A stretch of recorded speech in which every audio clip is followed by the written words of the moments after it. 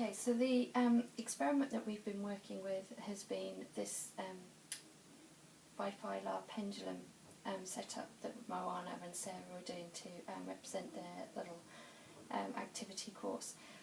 So when you're thinking about actually setting up your experiment, we have to start thinking about all of those variables. So when we're thinking about the variables, we want to think, what are the variables? Sometimes you'll be given a clue to that in the experiment, sometimes not. And then how are we going to measure them? What are we going to measure them? What are we going to measure? So in this one, the experiment told you to measure the length of the string and keep that constant. So that's going to be a control variable. So the first thing you want to think about is, what are you going to use to measure this with? In this case, it's quite a decent length that we're dealing with, so probably a metre rule is going to be a sensible piece of equipment to use. So with your metre rule, you're going to measure this distance here. Now what you've got to be a little bit careful of here, and this is what you've got to be very, very precise with when you're actually writing up an experiment, is how exactly are you measuring that length?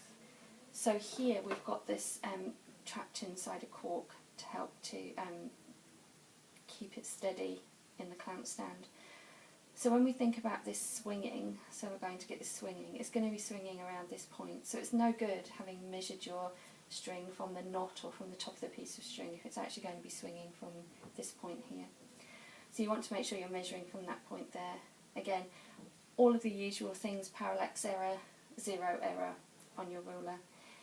It may be you find that you want to measure the string first and maybe mark it. That could be another technique to use. However, one thing to be a little bit careful of is sometimes with these strings there's a little bit of stretch in them, so you might want to check things like that. When you've hung it and you've got a mass on it, is it actually going to be slightly longer than it was when you measured it flat on the floor? So these are the types of detail that you really need to go into now with this. So I've got little loops on the end of here because we're going to put our ruler through to represent our rods. So again, at this end you need to be thinking, how am I measuring this? Where am I actually measuring it to? Am I measuring it to the knot? Am I measuring it to the ruler? Am I measuring it to the bottom of the ruler? And this may lead to you having a little bit of uncertainty on top of the uncertainty that's going to come from your limit of reading in your ruler, and hopefully you've watched through the uncertainty video for that one. So then what we've got to do is make sure that those two lengths are identical.